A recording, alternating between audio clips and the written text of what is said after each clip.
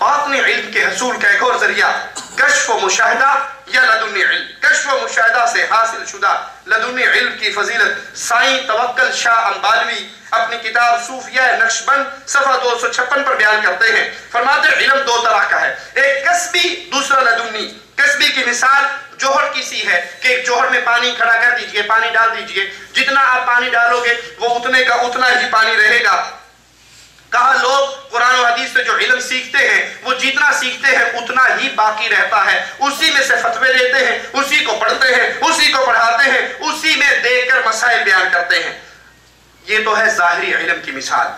और जो उनका सूफियों का बातिनी इल्म है उसके बारे में कहते हैं ये इल्म ऐसा है जैसे एक चश्मा होता है, चश्मे से आप भले एक नहर काट लें, उससे खुद भी पिए, जानवरों को पिलाएं, किसी जगह को सैराब करें, वो पानी कम नहीं होता। यानी जब दिल की खिड़की खुल जाती है तो रसूलुल्लाह सल्लल्लाहु अलैहि वसल्लम की तरफ से नूर का एक मंबा और मीनारा आता है और खुद ब खुद सारी बातें दिल के अंदर से उसको अपने आप समझ आ जाती हैं। कहीं से पढ़ना नहीं पड़ता, कहीं से सीखना नहीं पड़ता, कहीं से हदीस रसूल याद नहीं करनी पड़ती, अपने आप दिल बताता है ये बात यूं है, ये बात यूं है। और फिर कहा इसीलिए सूफी कभी भी मौलवियों से फतवा नहीं लेता, अपने दिल से पूछता है मैं गलत कह रहा हूं या ठीक कह रहा हूं। दिल कहता बिल्कुल ठीक कह रहा है, तो उसका मर्जा उसका दिल है, क्योंकि वहां पे सारा इल्म लदुन्नी आ चुका है। इल्म लदुन्नी हासिल करने का एक और जरिया इश्क है, इश्क के जरिए भी ये मिलता है। इसीलिए आप देखोगे सूफियों के यहाँ इश्क मशूकी के किस्से बहुत ज्यादा मशहूर हैं, किताबें भरी पड़ी हैं सूफियों की बकवासात से और उनकी बेहयाई के वाक़यात से। मुर्शिद कामिल किताब के सफ़ा नंबर 130 पे लिखा है कि ग़ल्बे मोहब्बत के सबब जब उसके दिल का शीशा अलाइक की कदूरत से पाक हो जाता है तो उसमें और खुदा के दरमियान बातिन से एक रास्ता खुल जाता है। फिर वही जुमला याद करवाऊंगा कि सूफी अल्लाह की तरफ से भेजे हुए इल्म को तस्लीम नहीं करता, बल्कि वो खुद कहता है मेरी डायरेक्ट अल्लाह से रास्ता हो जाता है। यहां भी यही कह रहा है कि खुदा और उसके दरमियान बातिन से रास्ता खुल जाता है और मवाने के जाहिर होने के सबब अपने माशूक यानी अल्लाह से उसका इत्तिसाल हो जाता है, उससे वहां से तजल्लियात होने लगती है। इस मकाम पर सालिक को हजरत इश्क, अल्लाह को तो उसने माशूक कहा था ना, तो अल्लाह ने नहीं बल्कि हजरत इश्क उसे वो अजीब और गरीब अलूम सिखाता है जिससे जुबान आशना नहीं और वो जुबान के बगैर इन्हें बयान करता फिरता है। गूंगियों का मसला भी हल हो गया, बोले बगैर सारा इल्म आगे बांटता फिर रहा है।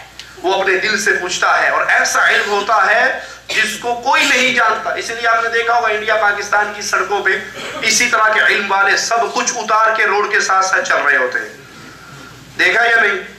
नंग धड़ंग मलंग।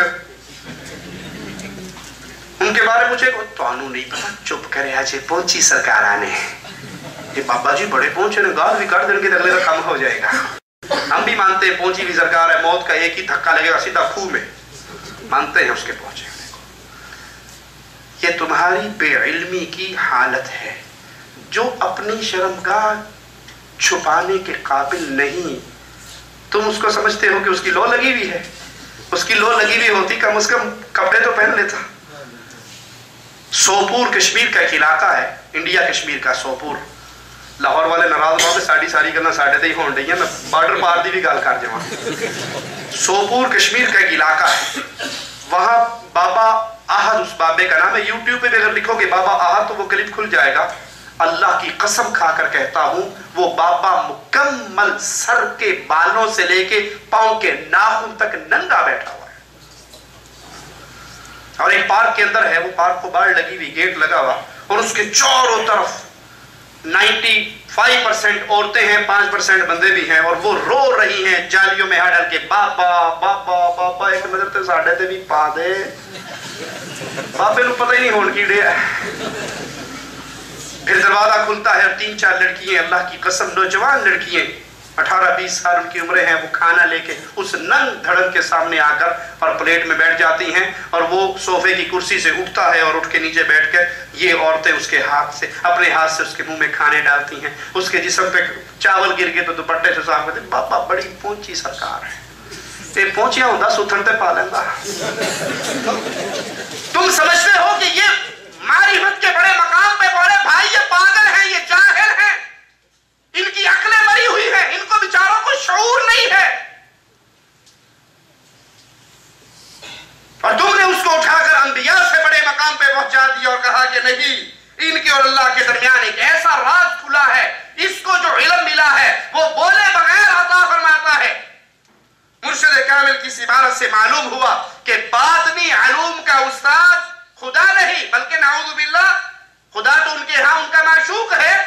ماتن علم کا استاد حضرت عشق ہے، پھر یہ علوم بغیر زبان کے بیان کیسے ہوتے ہیں یہ بھی سمجھ سے بالا تر ہے۔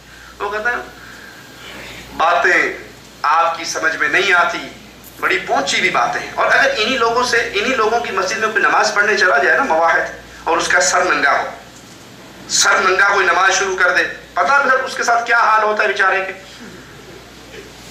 وہ جو مسجد کے دروازے کے پاس پلاسٹک کے چکو رکھے ہوتے ہیں نا، یا کھجور کے چکو سمجھتے ہیں جو اونٹ کے منہ پہ چڑھایا جاتا ہے کسی کو کاٹ نہ لے، وہ چکو اٹھاتے ہیں اور اس کے سر پہ گستاخ وہابی ننگے سر نماز پڑھنے ہے۔ تانوں نہیں پتا ننگے سر نماز بڑی گستاخی ہوتی ہے۔ ہم کہتے ہیں مان لیتے ہیں ایک لمحے کے لیے آپ کی بات کہ ٹینڈ ننگی کرنے سے گستاخی ہوتی ہے۔ اگر ٹینڈ ننگی کرنے سے 25% گستاخی ہوتی ہو تو سارا کچھ ننگا کرنے سے تو 100% گستاخی ہوتی ہو۔ صوفیوں تمہارا عجیب دین ہے، ٹینڈ ننگا کرو تو گستاخ کہتے ہو، سارا ننگا کرو تو ہاتھ باندھ لیتے ہو، بابا جی پہنچی سرکار آ نہیں۔ اللہ کے لیے عقل کو استعمال کرو۔ ٹینڈ ننگی کرنا گستاخی ہو، یہ 20-25 لاکھ حاجی آ کے اللہ کے گھر میں سب کی ٹنڈیں ننگی ہوتی ہیں نہیں ہوتی؟ یہ سارے گستاخ ہیں۔ پھر یہ میڈ ان انڈیا اور میڈ ان پاکستان بنائے ہوئے مسائل ہیں، اس سے اپنے دامن کو چھڑائیے۔